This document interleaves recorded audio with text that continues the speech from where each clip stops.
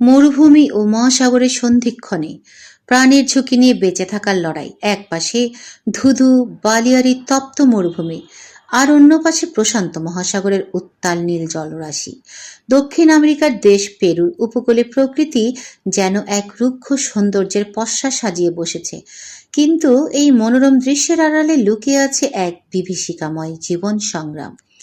এখানে একদল সাহসী জেলে প্রতিদিন মৃত্যুর সাথে পাঞ্জা লড়ে সমুদ্র থেকে মাছ আহরণ করেন, যাদের জীবন কেবল সাহস আর অনিশ্চয়তার গল্প। পেরুর এই উপকূলীয় অঞ্চলটি পৃথিবীর অন্যতম শুষ্ক মরুভূমি। এখানে বৃষ্টিপাত নেই বললেই চলে, কিন্তু এর ঠিক পাশেই বয়ে চলা প্রশান্ত মহাসাগরের হামবোল্ট স্রোত এই অঞ্চলকে মাছের ভাণ্ডারে পরিণত করেছে। শীতল পানির এই স্রোতের কারণে এখানে প্রচুর পরিমাণে সামুদ্রিক মাছের সমাগম ঘটে। আর এই সুযোগ নিতেই জেলেরা বেছে নেন জীবনের সবচেয়ে ঝুঁকিপূর্ণ পথ। এখানকার জেলেরা গতানুগতিকভাবে নৌকা নিয়ে গভীর সমুদ্রে যান না, বরং তারা খাড়া পাহাড় বা ক্লিফ বেয়ে নিচে নেমে আসেন। কোনো নিরাপত্তা সরঞ্জাম ছাড়াই কয়েকশো ফুট উঁচু পিচ্ছিল পাহাড় বেয়ে তারা এমন জায়গায় পৌঁছান যেখানে সরাসরি সমুদ্রের ঢেউ এসে আছড়ে পড়ে। এক হাত ফসকালেই নিচে পাথরের সৈকত অথবা উত্তাল সাগরের নীল জলরাশি, যেখান থেকে ফিরে আসার সম্ভাবনা ক্ষীণ। আধুনিক ট্রলার বা বড় মাছ ধরার জাহাজের সাথে পাল্লা দিয়ে এই ক্ষুদ্র জেলেরা টিকতে পারছেন না। উপকূলের কাছাকাছি মাছ কম হয়ে যাওয়ায় তারা বাধ্য হয়ে এই দুর্গম ও বিপদসংকুল এলাকাগুলো বেছে নিচ্ছেন।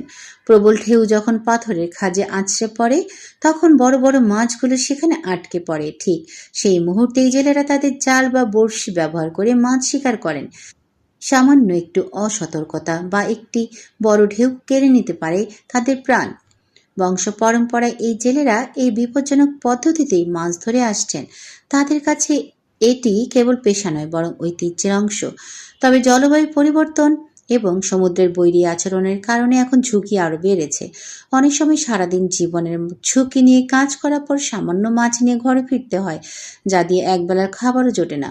মরুভূমির তপ্ত বালু আর সাগরের নোনা পানির মাঝে এই মানুষগুলো যেন প্রকৃতির এক নীরব প্রহরী।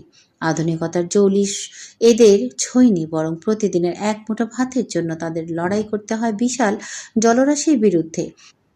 জীবন আর মৃত্যুর মাঝে সূক্ষ্ম এক সুতোয় ঝুলে থাকা এই জেলেদের গল্প আমাদের মনে করিয়ে দেয় টিকে থাকার লড়াই কতটা কঠোর হতে পারে।